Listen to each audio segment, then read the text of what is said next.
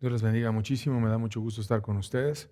Como vieron en la portada, vamos a hablar el día de hoy la quinta parte de nuestro estudio sobre el libro de Levítico y viendo un tema que es cuando cruzas la línea, una línea de la misericordia, de la paciencia de Dios, que se describe claramente en este libro, qué pasa cuando la llegas a cruzar. Y bueno, vamos a iniciar no con un texto de Levítico, sino de Hechos, que habla de un ejemplo similar en la Biblia al que vamos a estar narrando como historia principal durante este día. Hechos 12, versos 20 al 23 dice: Y Herodes estaba enojado contra los de Tiro y de Sidón, pero ellos vinieron de acuerdo ante él, y sobornado Blasto, que era el camarero mayor del rey, pedían paz, porque su territorio era abastecido por el rey. Y un día señalado, Herodes, vestido de ropas reales, se sentó en el tribunal y les arengó, es decir, les dio un discurso. Y el pueblo aclamaba gritando: voz de Dios y no de hombre. Al momento, un ángel del Señor le hirió por cuanto no dio gloria a Dios y expiró comido de gusanos. Herodes era el rey y estaba en lo que parecía un momento de mucha gloria en esta ocasión que acabamos de leer juntos en la Biblia. Tenía un grupo que deseaba paz, era una persona muy egoísta, muy ególatra, que le gustaba que ser el centro de todo. Y ese grupo que deseaba paz y que además dependía de él porque tenían la necesidad de ser abastecidos por el rey y tenían tanto deseo de quedar bien con el rey que fueron y dieron dinero a un funcionario del rey para que les permitiera tener audiencia y bueno, fueron y hablaron con él. Pero él, deseando lucirse con ese grupo, se vistió de ropas reales y salió y les arengó, que quiere decir les dio un discurso. Imagínate ahí en el día con él en unas ropas reales, brillantes, plateadas, que con la luz del sol hacía que él brillara y pareciera así como algo muy, muy especial. Y entonces quiso ser Herodes protagónico, aparentar fuerza, no quiso decirles en privado, llamarles ahí a su despacho y decirles, bueno, ya les voy a cumplir esto, llegar a un acuerdo y todo, sino que quiso lucirse, quiso estar delante de ellos, ponerse las ropas reales, estar así con la luz brillante a los ojos de todos y dar un discurso y ser el protagónico, el que brillara delante de todos. Y entonces la gente que quería quedar bien con él y que buscaban su favor empezaron a entender esa necesidad de ser egoístamente alabado y le dijeron: oh, voz de Dios y no de hombre. Y él debió de haber hecho, pues decir, bueno, evidentemente no soy Dios, simplemente soy un funcionario y ya vengo aquí a servirles y es todo. Pero se quiso llevar la gloria que solo pertenece a Dios y aparecer como si fuera un Dios delante de ellos, que les proveía, que brillaba para ellos. Y un ángel que le vio y vio como él cruzó la línea de la misericordia, ya estaba en una situación de dureza extrema, vino y lo hirió. Y lo hirió con una enfermedad que hizo que él tuviera una miseria muy grande y tuviera una gran cantidad de gusanos que brotaron de su cuerpo. No fue algo instantáneo, sino fue una enfermedad que lo llevó a ver la podredumbre en la cual estaba y terminó muriendo. Y bueno, ese hombre fue un ejemplo bíblico de qué pasa cuando una persona cruza la línea en la cual ya no hay más oportunidad, ya no hay más misericordia. Dios es paciente, Dios es bueno, Dios desea que todos tengamos la decisión de entregarle nuestra vida a Él, pero cuando finalmente alguien cruza la línea de ya no regreso en cuanto a una afrenta muy grande a Dios, puede llegar un momento en el que se acabe instantáneamente todo y venga un juicio grande y todo se le caiga, como le pasó a Herodes, que le vino el juicio grande y su final fue lastimoso, fue triste y fue una enfermedad penosa. Y bueno, vimos este ejemplo en la Biblia, vamos a ver también un ejemplo histórico y vamos después a pasar al libro de Levítico. Pero vamos a pedirle a Dios para que Él sea el que nos bendiga a través de esta enseñanza y que permita que su Espíritu nos hable y nos enseñe a cómo evitar cruzar esa línea. Padre bueno, te pedimos tu ayuda, te pedimos de tu Espíritu, te pedimos que nos ayudes a entender, a ser instruidos, que venga un milagro a nuestros corazones y podamos comprender las verdades espirituales que solo tú nos puedes enseñar. En el nombre de tu Hijo amado, ayúdanos a que no pase con nosotros como pasó con Herodes, aquel líder que no te dio la gloria a ti, sino que quiso ponerse incluso en tu lugar, Señor, y terminó herido, Señor. Padre, que no seamos nosotros heridos de muerte como Él, sino que entendamos aquellas cosas que tú quieres que nos apercibamos, Señor. En el nombre de tu Hijo amado, amén. Y bueno, esto ha pasado porque Dios es uno, pasa en la Biblia y pasa también en la historia. Te cuento una anécdota que pasó en 1762, en una provincia que se llama Languedoc, con un hombre que su apellido era Fosque y él era el administrador de unas granjas y era un avaro abusivo que había sido poco comprensible su trato para con los granjeros y los trabajadores que él debía de compensarles y pagarles, y fue muy duro, muy injusto, los trajo trabajando abundantemente y no les dio lo que les debió de haber dado, y entonces generó una irritación entre sus trabajadores y fueron y lo denunciaron y lo empezaron a investigar. El gobierno incluso le pidió que pagara impuestos, pero él dijo que no podía pagar el impuesto porque se empezó a justificar en que era pobre y que no tenía suficiente dinero y que por eso no había pagado a sus compañeros, etcétera, y le había ido realmente muy bien ese año y había tenido un grandísimo resultado su granja. Pero bueno, él guardó todo el dinero y como no quería que el gobierno, que sus compañeros, sus vecinos, los que trabajaban con él, vieran qué tanto dinero tenía, empezó a hacer un refugio en su casa.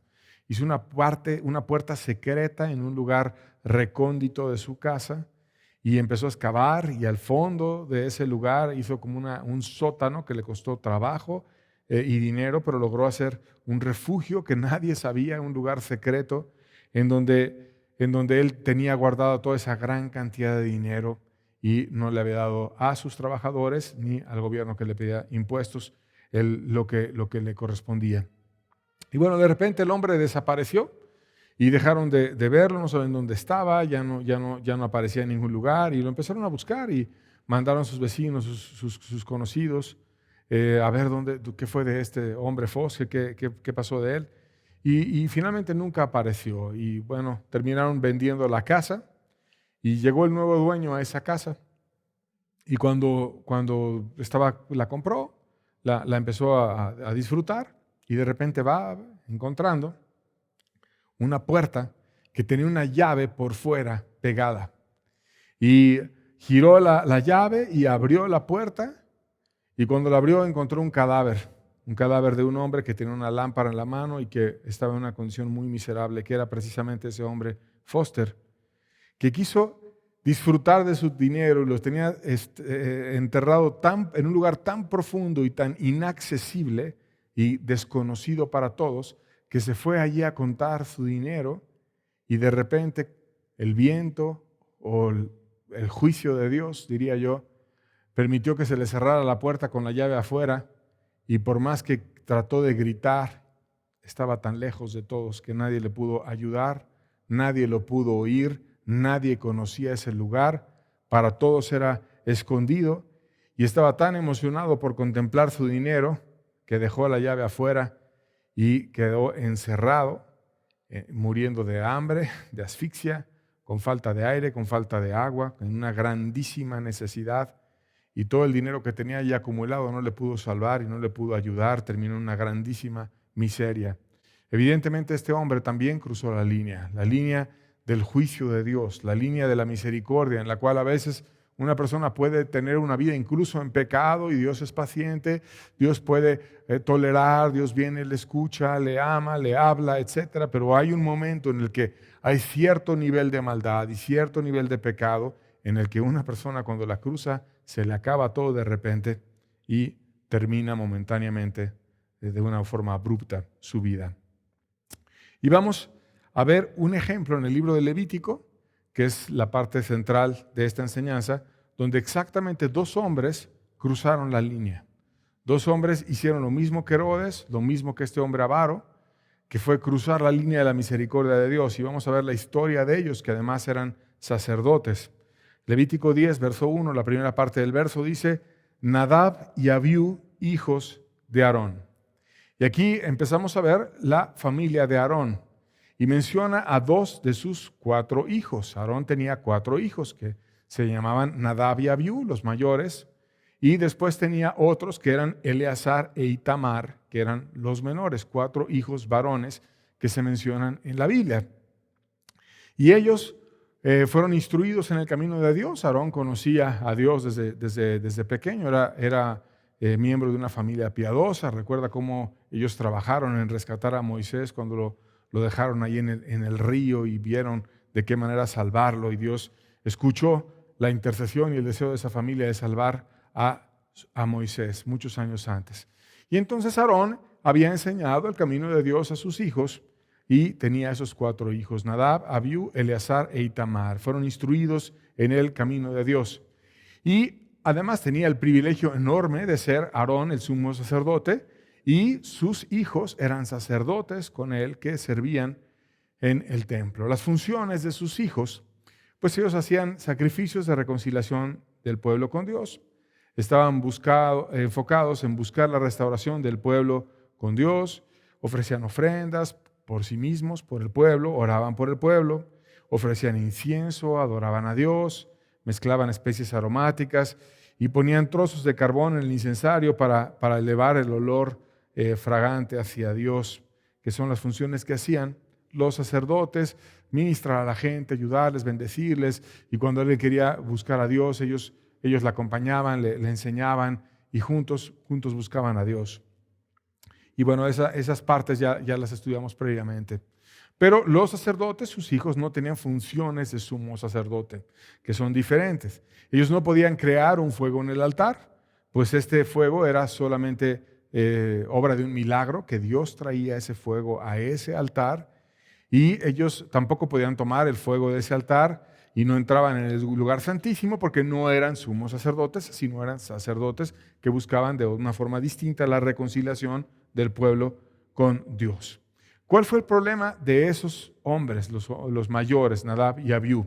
Vamos a ver la segunda parte del verso 10. Dice: tomaron cada uno su incensario y pusieron en ellos fuego, sobre el cual pusieron incienso, y ofrecieron delante de Jehová fuego extraño que él nunca les mandó. ¿De dónde venía el fuego? El fuego que no era extraño necesariamente venía del altar, el fuego verdadero, el fuego aceptable. El altar era el lugar de la gracia, en el lugar en donde la misericordia de Dios se derramaba y daba a Dios ese fuego, que era una forma de dar testimonio de que Él aceptaba los sacrificios sustitutorios que el pecador arrepentido ponían en ese altar. Después de rogarle a Dios: perdona nuestros pecados, y son tan graves que te pedimos que tú transfieras nuestra culpa a este animal, que era una forma de ejemplificar la gravedad del pecado, que ya también lo describimos en enseñanzas previas. Y Dios permitía que ese fuego que Él mismo había puesto en el altar consumiera el holocausto, y era como el testimonio de que Dios aceptaba ese sacrificio sustitutorio, y la persona pudiera reconciliarse con Dios, le pudiera adorar, le pudiera amar y pudiera hacer muchas cosas. El altar el día de hoy, sé que no hacemos ese tipo de actividades, sino simplemente aprendemos de la figura de cómo en el Antiguo Testamento se reconciliaban con Dios. Pero el altar el día de hoy, cuando ya no hay un templo a la manera del Antiguo Testamento, el altar el día de hoy es nuestro corazón. Y en nuestro corazón estamos llamados a tener un fuego que solo Dios puede poner. Un fuego de Dios, un fuego enviado por Dios, un fuego que solo Dios enciende, que no se puede imitar. Una cuestión que cuando Dios permite que una persona alcance la misericordia y tenga una reconciliación real con Dios, hay una experiencia en la cual viene Dios y trae algo especial que solo cuando tú tienes esa reconciliación lo puedes entender. Dice en el Nuevo Testamento, cuando ya se había roto el velo de arriba abajo, después del sacrificio de Jesucristo, y el Espíritu Santo vino a la iglesia, tuvo una irrupción bendecidísima, y cuando estaba la iglesia orando, repartió lenguas como de fuego, y llegó a los corazones de ellos, y hacían que milagrosamente hablaran en todos los idiomas las maravillas de Dios, y posteriormente Dios los mandó a predicar a todo el mundo. De tal manera que Dios ahora envía ese fuego a los corazones. Y bueno, en el Antiguo Testamento debían de suceder tres cosas. Primero, se debían tomar las cenizas del sacrificio en una vasija de oro. En segundo lugar, se ofrecía incienso en otra vasija.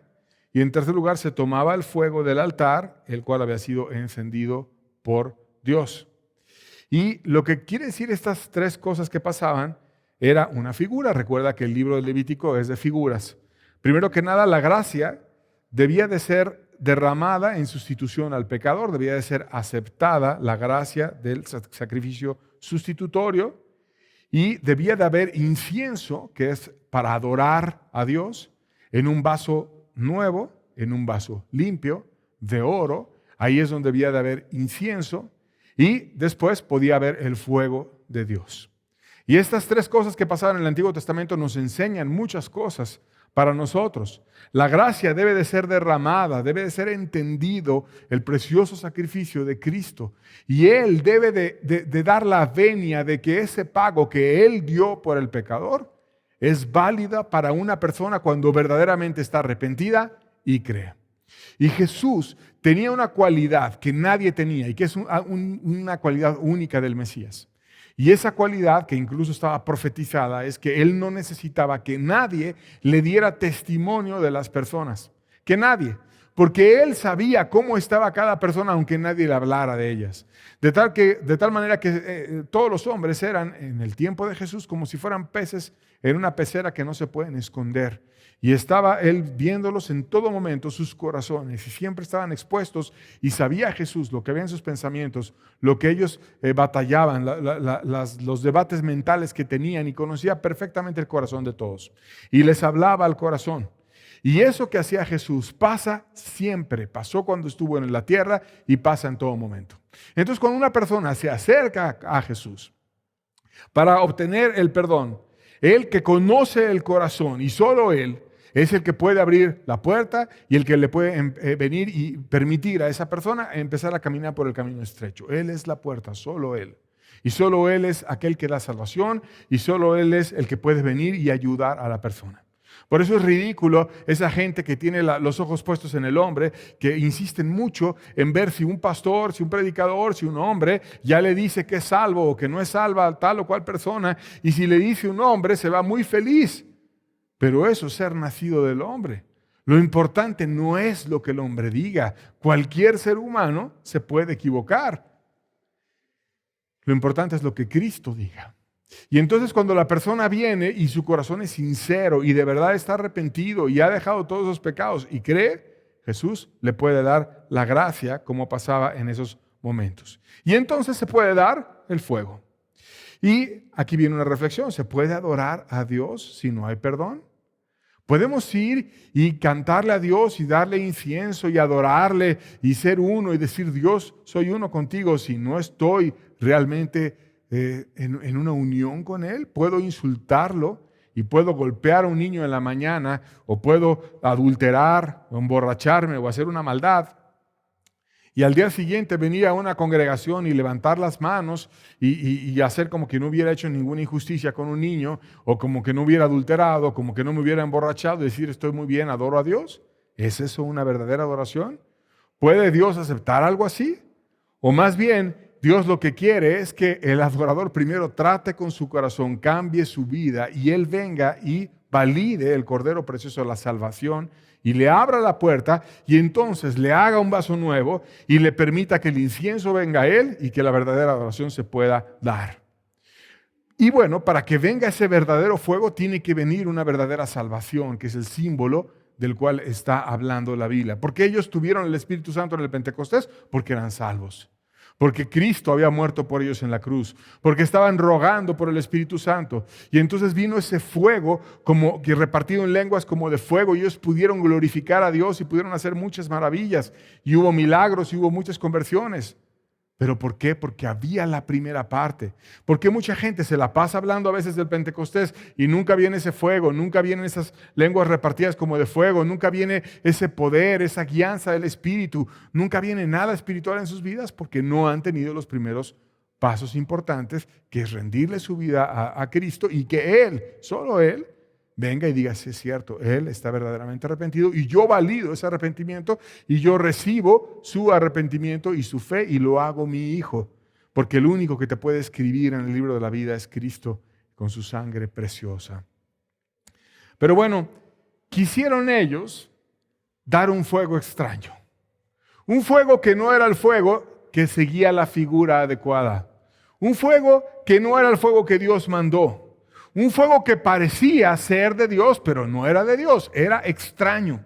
Tenías que ponerte a pensar en ese fuego para decir, ¿cómo es ese fuego? ¿Por qué parece fuego, pero no es el fuego de Dios? Así hay mucha gente que tú empiezas a ver sus vidas y es extraña. Es extraño su proceder, es extraño su cristianismo, es extraña la forma en la que se comportan, es extraño. No tienen el fuego que viene de Dios, no tienen el fuego que viene del altar, sino un fuego extraño es el que ellos quisieron dar. El fuego, verdadero fuego de Dios, solo Aarón, que era el sumo sacerdote, estaba autorizado para tomar ese fuego. Y ellos estaban entonces usurpando las funciones del sumo sacerdote. Y vimos la semana pasada que ese sumo sacerdote es también una figura y que el sumo sacerdote era un reflejo del verdadero sacerdote que iba a venir, que es nuestro precioso sacerdote y cordero, que es nuestro Cristo precioso. Y entonces, así como ellos estaban usurpando el deber del sumo sacerdote, que era su padre físicamente, en el libro de Levítico, muchos el día de hoy usurpan las funciones que solamente Cristo tiene cuando tratan de pseudoponer en los corazones un fuego extraño sin que verdaderamente Dios lo hubiera puesto. Y es el inicio de muchas religiones. Y es el desprecio a lo que Cristo hizo. Y es una soberbia enorme el estar pensando que alguien puede plantear una forma nueva de acercarse a Dios que no sea aquella que Dios permitió en su palabra y siguiendo aquellos pasos que Él nos dejó claramente para poder recibir el verdadero fuego que solamente viene de Dios. Entonces ellos, Nadab y Abiú, cayeron por hacer de más. Había un envanecimiento, había un menosprecio al fuego que Dios trae, había una trivialización a la bendición de Dios, había un desprecio al sacrificio sustitutorio del Cordero, lo que ya hablamos. Y todas estas cosas que no se entienden rápido hoy en día, ellos las comprendían bien, y las comprendían bien porque estaban en medio de un mundo de sombras, de figuras y de ejemplos físicos que reflejaban verdades espirituales y las entendían de una manera perfectamente clara. Y eran líderes en Israel. Y ningún líder puede andar inventando nuevas reglas. Ningún líder puede andarle agregando cosas a la Biblia o puede andar diciendo sus formas especiales, por envanecido que esté, de guiar las cosas, porque no importa lo que diga ningún líder, aunque sea sacerdote y aunque tenga la verdad, como ellos que tenían la verdad, tenían un buen padre, tenían muchas cosas, pero no está la Biblia para que tú le agregues y le andes inventando mandamientos como fariseo, sino para que la obedezcamos y la vivamos y la disfrutamos exactamente como está la Biblia. Deuteronomio 4:2 dice, no añadiréis a la palabra que yo os mando, ni disminuiréis de ella, para que guardéis los mandamientos de Jehová vuestro Dios, que yo os ordené. Porque mucha gente que se envanece empieza a prohibir cosas que no vienen en la Biblia y empiezan a creer que son más santos que Dios y empiezan a decir cosas que la Biblia no dice y proponen cosas antibíblicas y exageran y al rato todo está prohibido, todo está mal, todo es pecado, todo etcétera. Empiezan con cosas ridículas como que llegaron a contar cuántos pasos puedes caminar en el día de reposo. Si caminas más de esos pasos ya pecaste, si caminas menos de esos pasos estás bien. Y entonces el día de reposo se empezaba a hacer como una esclavitud donde tenías que ir hasta contando cuántos pasos. Y es algo ridículo cuando el Hijo del Hombre enseñó que los seres humanos no estábamos hechos por causa del día de reposo, sino el día de reposo por causa de nosotros, para nuestro bien, para que encontremos a Dios, para que descansemos porque no somos máquinas, pero no para que vivamos adorando un mandamiento como ellos lo querían exagerar. Y exageraron cuestiones en la Biblia. Y de hecho, el último versículo de la Biblia precisamente te advierte de la misma idea. Cuando la Biblia se concluye en el libro de Apocalipsis, te dice lo mismo. Y vamos a leerlo, Apocalipsis 22, versos 18 al 21, como acaba la Biblia entera, dice: yo testifico a todo aquel que oye las palabras de la profecía de este libro. Si alguno añadiere a estas cosas, Dios traerá sobre él las plagas que están escritas en este libro. Y si alguno quitare de las palabras del libro de la profecía, Dios quitará su parte del libro de la vida y de la santa ciudad y de las cosas que están escritas en este libro. Y el que da testimonio de estas cosas dice: ciertamente vengo en breve. Amén. Sí, Señor Jesús, la gracia de nuestro Señor Jesucristo sea con todos vosotros. Amén. Y así termina la Biblia. Y te dice: ten cuidado, porque si tú le andas quitando, Dios va a quitar tu parte, Dios te va a quitar del cielo, va a quitar tu parte del libro de la vida, te va a borrar del libro de la vida y de la santa ciudad. Esa morada que Cristo está haciendo para ti con tu nombre, porque tú estás caminando con Él, pero de repente te envaneces y te pones a hacer cosas exageradas y te pones a inventar mandamientos o te pones a despreciar mandamientos y ya no vas por el camino adecuado. No, aquí el primero es Dios, no tú, tus mandamientos o tus cosas o tus ideas o tus envanecimientos, sino lo que importa es Dios. Por lo tanto, no le agregues a lo que Dios dijo, no le quites a lo que Dios dijo, sino como Dios lo dijo, así está bien. No necesitamos más opiniones de hombre, necesitamos lo que Dios dijo y punto. Así está bien. Ahora vamos a entender entonces el pecado de Nadab y Abiú. Primero que nada, ellos actuaron en base a su decisión personal y no a lo que Dios quería. Actuaron en base a esa decisión personal. Yo quiero hacer un fuego extraño. Un ministro está llamado a actuar en base a lo que Dios quiere, no a lo que él quiere, sino en base a lo que Dios quiere. Por eso tenían ese sacrificio de ordenamiento en donde se ponían sangre en el óvulo y quería decir que iban a oír la voz de Dios en el dedo pulgar, de la mano, del pie, mis actos, mis caminos, mis oraciones. Yo quiero que tú, Dios, me enseñes y oiga tu voz y yo, aquello que tú me digas, yo eso lo voy a hacer. Pero ellos actuaron no en base a lo que Dios quería, sino en base a su decisión personal.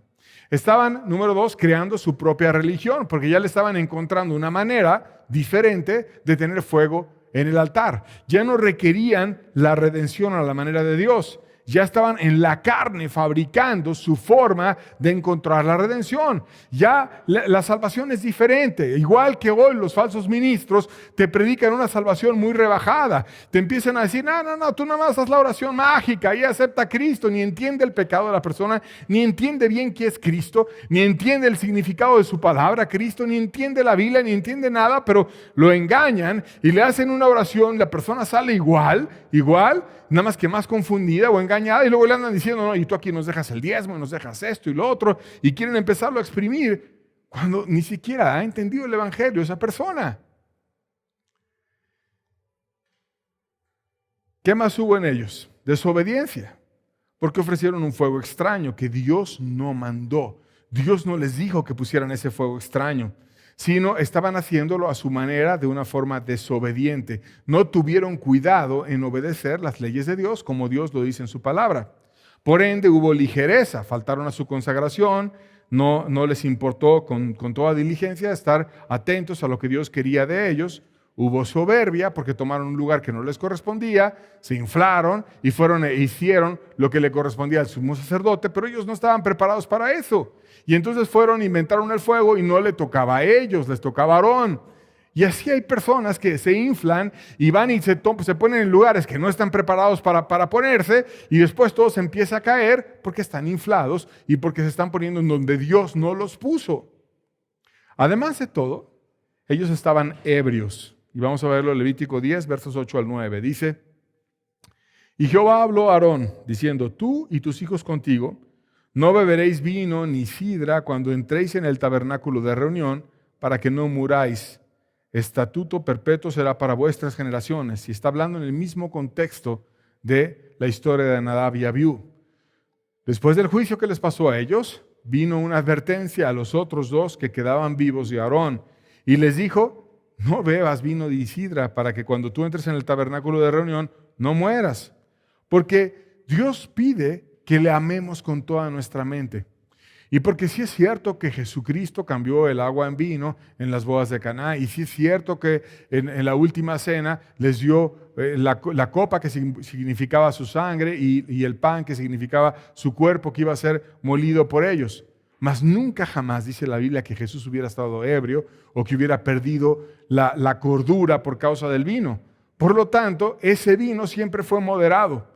Y en lo que la Biblia está censurando es la ebriedad. Cuando una persona pierde el juicio por el vino, entonces no es algo lícito, sino es algo pecaminoso. O cuando una persona tuvo una vida tan desviada en cuanto al alcoholismo en el pasado, si bebe un poco y le es gran tentación, pues mejor entonces le conviene que no beba, porque dice la Biblia, si tu mano te es ocasión de caer, mejor córtala y no te vayas con tus dos manos mejor que te vayas sin una mano al cielo que con las dos manos al infierno. Que no quiere decir que literalmente te cortes la mano, sino que no hagas algo que te pueda llevar a caer. Es una figura simplemente, es un ejemplo, que seas totalmente radical en lo que te vaya a llevar a caer.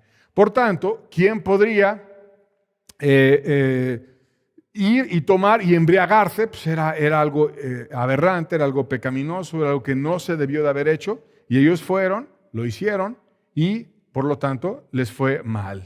Hicieron su fuego extraño y debieron de haber caído grandemente. Levítico 10, versos 10 al 11, seguimos leyendo la historia, dice: para poder discernir entre lo santo y lo profano, entre lo inmundo y lo limpio, para enseñar a los hijos de Israel todos los estatutos que Jehová les ha dicho por medio de Moisés. Entonces, cuando una persona está tomada, no puede discernir entre lo santo y lo profano, está todo confundido, está mentalmente mal, no puede escoger entre lo inmundo y lo limpio, y su mente está trastornada, no puede enseñar al pueblo la verdad, y Dios quería que tuviera una mente limpia, una mente no afectada por el alcohol, y por lo tanto no debían de estar afectando su mente con el alcohol, sino debían de tener un juicio claro. Y cuando una persona tomó en exceso y ya está ebrio y está mal, entonces se ha desviado y no podría haber entrado al tabernáculo y ir a ministrar. Por lo tanto, ellos dieron un pésimo ejemplo y solamente era cuestión de que se hiciera público su mal comportamiento, y estaban mal representando a Dios delante de los demás. Entonces fueron, tomaron, se metieron al templo y ofrecieron un fuego extraño que Dios no les mandó. Y quizás los otros hombres no lo vieron, pero Dios sí lo vio.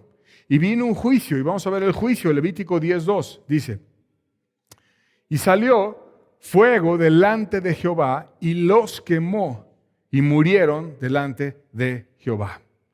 Y aquí vemos que lo que era para vida, porque ese fuego que era un símbolo de la bendición, era un símbolo del amor de Dios, era un símbolo de decir: yo acepté tu ofrenda, yo acepto también ese sacrificio sustitutorio, yo te amo. Y ese fuego que ahora en el Nuevo Testamento viene a nuestros corazones, nos conforta, nos ayuda, nos ama.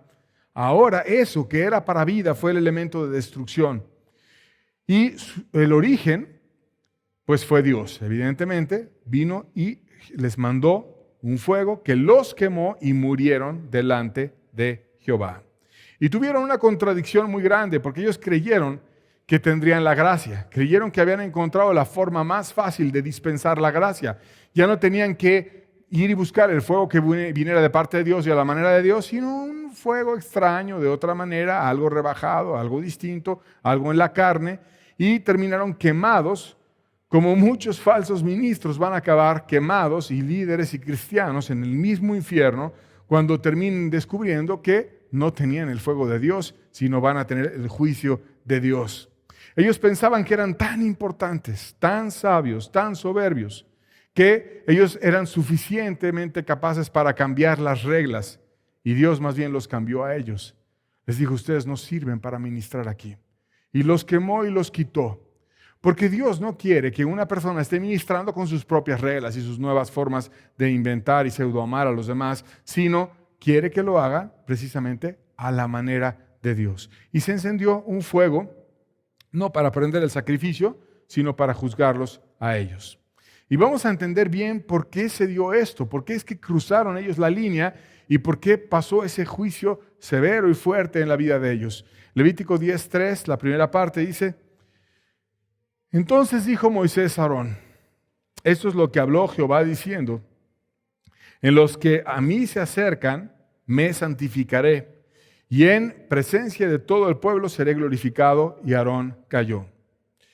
Dios quería dejar delante de todo el pueblo claro que Él no estaba con ellos. Dios tenía que dejarlo claro, porque si no lo dejaba claro, iba a quedar todo leudado y se iba a empezar a perder todo el testimonio de Dios en la tierra. Y entonces yo les había advertido, en los que a mí me acercan, yo me voy a santificar, yo me voy a apartar si ustedes no están bien, o voy a estar con ustedes si están bien. Pero cuando ellos fueron y fueron con Dios y le acercaron un fuego extraño, entonces Dios terminó apartándose como diciendo, yo no tengo nada que ver con ese ministro. Y se terminó apartando. ¿Por qué actuó Dios así? Gálatas 5:9, vamos a aprender el principio. Dice, un poco de levadura leuda toda la masa. Y es la verdad, un poco de levadura leuda toda la masa. Tú pones un pan que no tiene levadura y está planito, lo metes al horno y no se infla, pero tú pones una pequeña cantidad de levadura y entonces el pan se infla, se esponja y crece y leuda toda la masa. Y así es cuando tú en el pueblo de Dios dejas a una persona que está mal, como este ministro borracho, Nadab y Abiú, que fueron ebrios ahí al templo, que estaban soberbiamente tomando lo que no les correspondía, que estaban mal. Entonces Dios, que conoce el principio, dice, no, si yo los dejo a ellos, a rato se va a echar a perder todo. Y entonces mejor los quito. Jesús, cuando estuvo aquí en la tierra, actuó de esa manera totalmente radical. Totalmente radical. Y vamos a ver un ejemplo de cómo trató a un apóstol. Mateo 16, verso 23. Dice la Biblia. Pero él volviéndose dijo a Pedro, quítate de delante de mí, Satanás, que quiere decir adversario. Me eres tropiezo, porque no pones la mira en las cosas de Dios, sino en la de los hombres. Fíjate de qué manera Jesús habló a su discípulo, de qué manera tan fuerte lo exhortó. Y cuando tú lees el idioma original, le dijo Satanás, le dijo adversario. No es una traducción la de la Reina Valera, así venía en el griego también. Si tú no vas a hacer, Pedro, las cosas como yo las quiero hacer, porque Pedro le estaba diciendo a Jesús, no, Jesús, no está bien que tú vayas a la cruz, no está bien, no seas así, sé casi bueno contigo y no vayas y des tu vida por los demás. Y estaba como hablándole así de una manera humanista y no en los planes de Dios.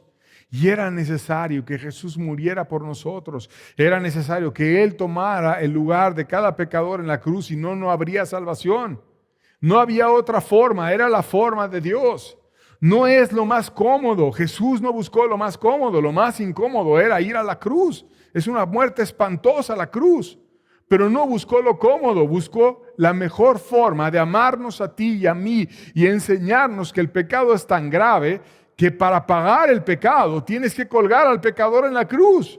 De tal manera que dices, realmente es grave el pecado, por lo tanto lo voy a aborrecer, porque si a Jesús le fue tan mal que lo juzgaron de una manera espantosa y fueron extremadamente injustos con Él, con ese sacrificio tan cruel que le hicieron, por mis pecados, porque yo voy a seguir haciendo esas maldades. Y entonces Pedro que decía, no, Jesús, nunca te pase tal cosa, no hagas tú eso. Le estaba cambiando la forma en la que se iba a dar la salvación. Y entonces Jesús fue totalmente radical. Quítate delante de mí, Satanás. No tengo nada que ver contigo. En los que a mí se acercan, me voy a santificar. No tengo nada que ver contigo. Bye. Yo me voy, me aparto, porque tú no estás haciendo las cosas como quiere mi Padre.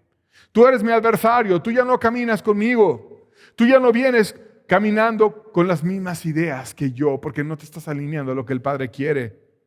Y eso era lo que estaba pasando ahí. Ellos estaban inventando una nueva forma y entonces Dios se apartó y dijo, no, yo no quiero con ellos, y por lo tanto los juzgó. ¿Qué pasó? ¿Qué hizo Aarón cuando Moisés le dio esa explicación? Dice la parte B del versículo 3 de Levítico 10, y Aarón cayó. Y Aarón cayó. Como sumo sacerdote, él era una imagen de Cristo. Era un tipo de Cristo, no quiere decir que era Cristo en sí mismo, sino quiere decir que era un representante o una imagen, un ejemplo humano de cómo iba a ser Cristo. Ya lo describimos con toda su ropa y las piedras y el amor de Cristo reflejado en esas piedras preciosas, viendo a los seres humanos como joyas y después dando su vida por ellos. Y bueno, Aarón era un representante de Cristo, y entonces él cayó, porque el que tiene amor calla, y finalmente decía, o yo voy y justifico a Dios que hizo el juicio de esta forma con mi hijo, o me tiro aquí a llorar y me salgo y lo entierro y hago muchas cosas, y la gente va a empezar a pensar, ay, qué malo Dios. Porque recuerda que muchos de ellos no eran ni siquiera salvos, sino que Dios estaba tratando con ellos. Qué malo Dios, cómo lo juzgó, que no sé qué, etc. Y voy a representar mal a Dios. Y es un grandísimo privilegio el que Dios me dio de estar aquí. Por tanto, cayó, diciendo, Señor, es durísimo, me duele muchísimo, pero después Pablo había de enseñar, el amor todo lo sufre, y él sufrió verdaderamente. ¿Y qué hizo? Sufrió en silencio. ¿Qué hizo Moisés? Levítico 10, versos 4 al 5, dice, y llamó Moisés a Misael y a Elzafán, hijos de Uziel, tío de Aarón, y les dijo, acercaos y sacad a vuestros hermanos de delante del santuario, fuera del campamento. Y ellos se acercaron y los sacaron con 2 túnicas fuera del campamento, como dijo Moisés. Y aquí hay una esperanza para Nadab y Abiú. Y yo sé que es controversial, habrá quien diga, Dios los juzgó, los mandó al infierno. Y yo pienso que hay una esperanza. ¿Por qué? Porque le dice, hermanos, acercaos y sacad a vuestros hermanos de delante del santuario. Y también porque cuando les cayó el juicio, dice, los quemó, y luego dice, y murieron. Hoy les mató. O sea, pero como que hay una pausa. Primero fueron quemados delante de Dios y luego murieron. O sea, tuvieron una oportunidad, una última oportunidad para poder decidir y poderse acercar, probablemente, y quizás por eso Moisés le dice, saquen a sus hermanos del santuario. Es controversial, habrá quien diga que Dios los pudo haber juzgado y mandado al infierno. Sé que no es totalmente claro porque Dios lo dejó así en su palabra, pero su misericordia es más grande que la misericordia de muchos seres humanos que a veces tendemos a ser demasiado duros, y Dios deja luces también de que pudieron haber tenido misericordia. Lo que sí es que los sacó de esta vida, les quitó el ministerio, te sales y ya no quiero que me representes. Versos 6 al 7, seguimos viendo la historia. Dice, entonces Moisés dijo a Aarón y a Eleazar e Itamar, sus hijos, no descubráis vuestras cabezas, ni rasguéis vuestros vestidos en señal de duelo, para que no muráis, ni se levante la ira sobre toda la congregación. Pero vuestros hermanos, toda la casa de Israel, sí lamentarán por el incendio que Jehová ha hecho. Ni saldréis de la puerta del tabernáculo de reunión, porque moriréis, por cuanto el aceite de la unción de Jehová estaba sobre vosotros, y ellos hicieron conforme a lo dicho por Moisés. O sea, si ellos iban y lamentaban públicamente, iban a mal representar el nombre de Dios. Todo Israel estaba ahí, era un evento importante, era un festejo en el que estaban todos buscando a Dios. Y ellos le decían, no, espérate, tú tienes el aceite de la unción. O sea, hay una presencia y una bendición especial en ti. Hay una gracia, hay algo de Dios. Toma de Dios esa fuerza para que tú puedas sostenerte, aunque tengas mucho dolor, aunque sea muy difícil. Y estaban en una disyuntiva. O como ministros justificaban a un ebrio que se desvió e iban y humanísticamente empezaban ahí a actuar de una forma que no honraba a Dios. O se quedaban haciendo lo que Dios les había pedido que ellos hicieran, continuar con aquel evento que era de Dios. Y estaban ellos decidiendo finalmente hacer lo que Moisés les recomendó, terminar obedeciendo y honrando y representando de una manera correcta a Dios. Obviamente tuvieron un duelo, versos 19 al 20 de Levítico 10, dice, y respondió Aarón a Moisés, aquí hoy han ofrecido su expiación y su holocausto delante de Jehová, pero a mí me han sucedido estas cosas, y si hubiera yo comido hoy del sacrificio de expiación, ¿sería esto grato a Jehová? Cuando Moisés oyó esto, se dio por satisfecho. Que cuando lees el contexto, está diciendo Aarón que y Moisés tuvieron un diálogo en el que Aarón no comió alimento, que se quedó en el templo, que tuvo un duelo diferente, no muy público, pero sí tuvo un duelo, y Moisés lo entendió, se dio por satisfecho, y terminó Aarón honrando a Dios y haciendo aquello que le había pedido Dios, y permitió que su familia fuera y enterrara a sus hijos, y no se desvió en ese momento de lo que Dios le había pedido a él. Y en esto Aarón representó muy correctamente a Cristo, porque Cristo, cuando fue a la cruz en un momento espantoso y de un dolor muy grande, todos empezaron a caer, sus discípulos, las personas más cercanas, los que le aborrecían, todo el mundo estaba pecando y él era el centro de todo el escarnio y de toda la maldad, mas él siempre fue fiel y se mantuvo como buen sacerdote y no se movió a pesar de que tuviera mucho dolor, mucha aflicción, mucha angustia. Se mantuvo siempre amando hasta el final. Y en ese sentido, Aarón, Itamar y Eleazar no fueron tenidos por culpables, sino antes fueron un ejemplo de amar a Dios sobre todas las cosas y de hacer aquello que Dios les había pedido a ellos. Ahora, algunas personas dirán, bueno, ¿y por qué no Aarón dejó de ser sumo sacerdote si sus hijos habían pecado y dos de ellos se fueron a una maldad tan grande? Y bueno, vamos a ver un principio en Deuteronomio 24:16, dice, los padres no morirán por los hijos, ni los hijos por los padres, sino cada uno morirá por su pecado. O sea, no vas a juzgar al papá por lo que hizo el hijo, al padre, ni tampoco vas a decir que el hijo es más o que es menos por lo que ha hecho el padre, sino el hijo por la vida del hijo, el padre por la vida del padre y punto. Cada quien si es que va a morir alguno por su pecado o porque alcance la misericordia, la gracia y el perdón de Dios, que Dios se lo quiere dar a todo ser humano, por su humildad es que pueden llegar a caminar con Dios. Y bueno, es cierto que en el Nuevo Testamento dice que un ministro debe tener hijos creyentes, pero obviamente Aarón tenía además otros dos buenos hijos creyentes, Itamar y Eleazar, que demostraron que eran creyentes y que amaban a Dios y se mantuvieron. Por tanto, en ninguna de estas cosas Dios juzgó a Aarón o le tomó como pecado, sino antes lo dejó escrito como un ejemplo de cómo ellos se comportaron amándolo a él a pesar de su grandísimo dolor, siguieron haciendo aquello que Dios les había pedido y terminaron el evento en medio de toda la aflicción.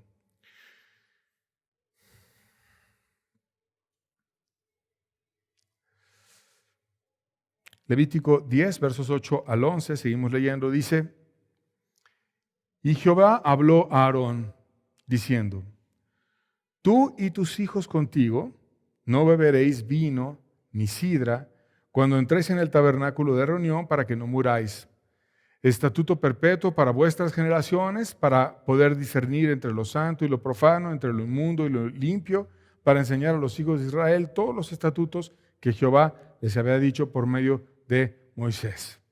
Retomamos esta parte porque además de que ellos fueron consolados y fortalecidos y tomaron fuerza del aceite de la unción y de la gracia que Dios les había dado y fueron enseñados, también les recordó a Moisés para que no pasaran nunca en ellos y les afirmó, ten cuidado y tú y tus hijos no vayan a hacer lo que hicieron sus hermanos, no beban vino ni sidra, no entren en el tabernáculo de reunión para que no mueran de una forma así ebrios, tengan cuidado, los amó, los consoló, los ayudó, les fortaleció y les dio una enseñanza a través de ese juicio a ellos y a todos, porque no solamente fue para ellos, sino Dios nos las deja a todos. Tenemos que tener cuidado, tenemos que guardar las cosas de Dios con mucha santidad y debemos de tener cuidado de no cruzar la línea que Dios nos deja también. Ahora, ¿por qué algunas personas hacen cosas verdaderamente tenebrosas y malas y no cruzan la línea y otros como ellos que entraron una vez ebrios, Dios vino y los juzgó? ¿Por qué hay muchos ebrios que hacen maldad y media y no les pasa nada y a ellos sí fueron juzgados de una manera tan rápida? Y bueno, hay que recordar también otro principio, esa línea que Dios pone en la vida de cada quien es diferente según la luz que tenga cada persona. Y cuando hay más luz, hay más responsabilidad y también hay más culpa, porque se está violando la ley de Dios con más conocimiento. Lucas 12, versos 45 al 48, leemos la Biblia, dice, Mas si aquel siervo dijere en su corazón, mi señor tarda en venir, y comenzare a golpear a los criados y a las criadas, y a comer y a beber y a embriagarse, vendrá el señor del siervo en el día que éste no espera y a la hora que no sabe, y le castigará duramente y le pondrá con los infieles. Aquel siervo que, conociendo la voluntad de su señor, no se preparó, ni hizo conforme a su voluntad, recibirá muchos azotes. Mas el que sin conocerla hizo cosas dignas de azotas, será azotado poco, porque a todo aquel a quien se haya dado mucho, mucho se le demandará, y al que mucho se le haya confiado, más se le pedirá. Entonces, Dios va a tener una forma de juzgar a los seres humanos, en donde de acuerdo a la luz va a ser qué tan estricto viene el juicio. Una persona que tenía mucha luz, mucha claridad en la Biblia, que conocía muchas cosas, no es lo mismo que alguien que ni siquiera la leyó una vez, que ni siquiera tuvo un testimonio, que no tuvo una claridad al respecto y pudo haber hecho cosas dignas de azotes. Va a haber más tolerancia. Y al que tenía mucha luz, tú tuviste mucha gracia, tú sabías que yo te podía ayudar, tú sabías de mi poder, sabías de mi amor, sabías que si volteabas y me buscabas, yo te iba a dar esa gracia y no la quisiste y no te quisiste humillar, por tanto, viene un juicio más duro para contigo. ¿Y qué nos deja de enseñanza para nosotros? Bueno, nos enseña que Dios nos muestra que Él cuida demasiado el liderazgo en su pueblo y que Él desea que un líder verdadero de su pueblo tenga una visión adecuada, y si no tiene la visión y está Dios en ese lugar, entonces Él va a cambiar al líder. ¿Por qué? Porque el líder debe de dar visión, porque dice la Biblia que el pueblo sin visión perece. ¿Y de dónde va a sacar el líder la visión? Pues solamente de Dios. ¿Qué tiene que hacer el líder? Ir y ver la palabra de Dios y entonces buscar de Dios esa visión y compartirla con los demás. Pero cuando un líder empieza a ser ligero y a no buscar la visión de parte de Dios, y Dios todavía está en ese lugar, Dios puede venir y puede quitar al líder. Y bueno, Dios ha dado mucho en la Biblia ejemplos de cómo Él da visión. Por ejemplo, a Adán y a Eva les dio una visión de que ellos fueran y llenaran la tierra, que la sojuzgaran, y ellos estropearon esa visión, pero Dios les dio esa visión. Abraham le dio otra visión, le dijo que él dejara su tierra y su parentela y que fuera otra tierra que él le iba a mostrar, y entonces toda su vida giró alrededor de una visión que Dios les dio. A los discípulos en el Nuevo Testamento les dio una visión, y la visión era ir a todo el mundo a ganarlo para Cristo como Él lo merece, alcanzar a los gentiles. Y ellos fueron y empezaron a evangelizar a muchos países. A Nadab y a Abiú también les había dado una visión, pero ellos cambiaron esa visión, y su visión fue hacer un fuego extraño, es decir, no a la manera de Dios, sino a mi manera. Y por lo tanto Dios nos quitó al líder. El líder, aprendemos también que debe someterse a Dios y a su palabra.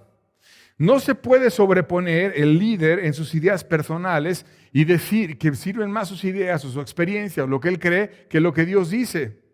Aún en tiempos de crisis, el líder siempre debe estar manteniéndose con Dios y en lo que Dios le está pidiendo al líder.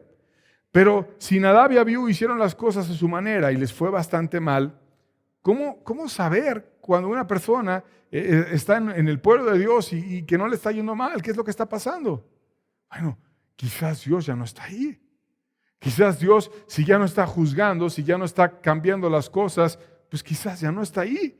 Y entonces tendremos que hacer como Jesús dijo: dejadlos, son ciegos, guías de ciegos. Si un ciego guía a otro ciego, ambos caerán en el hoyo. Porque cuando Jesús empezó a predicar estas verdades, ya Dios estaba el espíritu muy contristado, y no estaba con los fariseos que estaban contendiendo siempre con Jesús, sino estaba con Jesús y sus discípulos. Y Jesús invitaba a los demás a dejar un liderazgo falso. En la crisis se prueba el liderazgo. Cristo fue el líder perfecto porque Él en la crisis se mantuvo. No corrió, no huyó, no se acobardó, sino se mantuvo como un líder claro, y aunque todos lo dejaron, Él siguió, Él perseveró, Él se mantuvo. Y en ocasiones, cuando todo el mundo está murmurando en tu contra, cuando todo parece difícil, cuando todo parece problemático, etc., Tú debes decidir si vas a hacer para Dios o te vas a desviar hacia otra cosa. Y no siempre se aclaran las cosas de repente. A veces toma un tiempo en aclararse, pero siempre se va a terminar aclarando todo. A Cristo lo crucificaron el viernes y todo el mundo se mofaba de él y le hacían burlas y le pusieron la corona de espinas, etc. Pero en domingo su tumba estaba vacía. Y la siguiente semana sus discípulos empezaron a ministrar, a ser ministrados por Cristo mismo resucitado y a ser restaurados y después a ir y a restaurar a otros por un líder que se mantuvo. Aunque tarden en aclararse las cosas, debemos de mantenernos. Un líder siempre debe de seguir a Cristo. No debe andarse tambaleando y cayendo y luego levantándose y ahora sí y luego no, sino debe de seguir siempre a Cristo y caminar con Cristo. Nadab y Abiú caminaron un tiempo y después se desviaron. Y esta carrera no es del que la empieza, sino es del que la termina. Y Dios nos llama a terminarla y estar con Él siempre. Finalmente quiero decir que el líder debe de estar dispuesto a seguir las pisadas de su maestro. Pablo sabía que Dios le pedía ir a Jerusalén y sabía que iba a tener aflicciones, sabía que iba a tener prisiones. Le profetizaron un hermano que era un verdadero profeta, no era alguien que anduviera inventando profecías. Dios le hablaba y se cumplían las palabras que Dios dijo por medio de ese hermano y sabían que tenía testimonio y no solamente él, sino otros que iban a ser atadas sus manos, que lo iban a aprisionar, etc. Y como quiera, Pablo dijo, yo voy a hacer lo que Dios me diga. Pablo era un verdadero líder. A donde Dios me diga, ahí voy a estar. Y si mi maestro quiere que yo vaya a Jerusalén, voy a ir a Jerusalén. Nadab y Abiú no estaban buscando lo que Dios quería.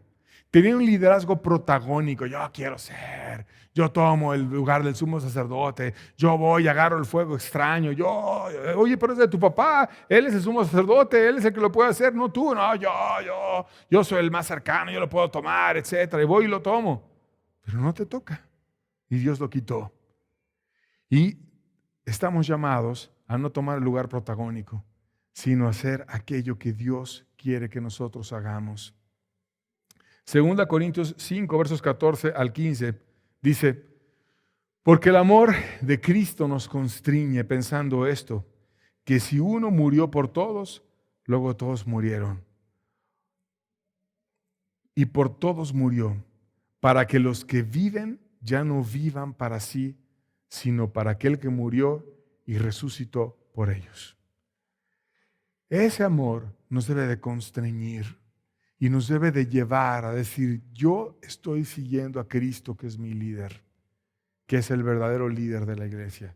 Y yo debo de andar tras de sus pisadas y no estar viviendo para ser protagónico como Nadab y Abiú, tener una gloria carnal.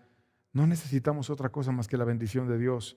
Necesitamos solamente el fuego de Dios.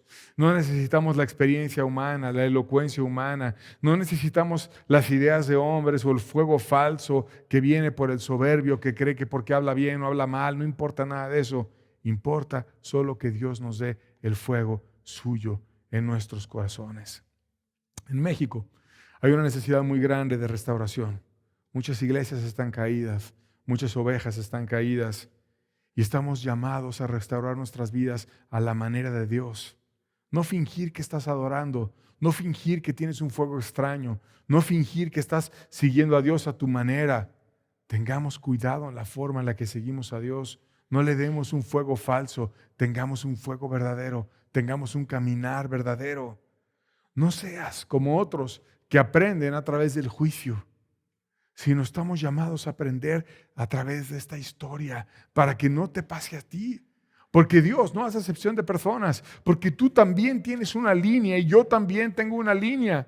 Y si tú y yo pasamos nuestra línea, va a también venir el juicio de Dios sobre nuestras vidas.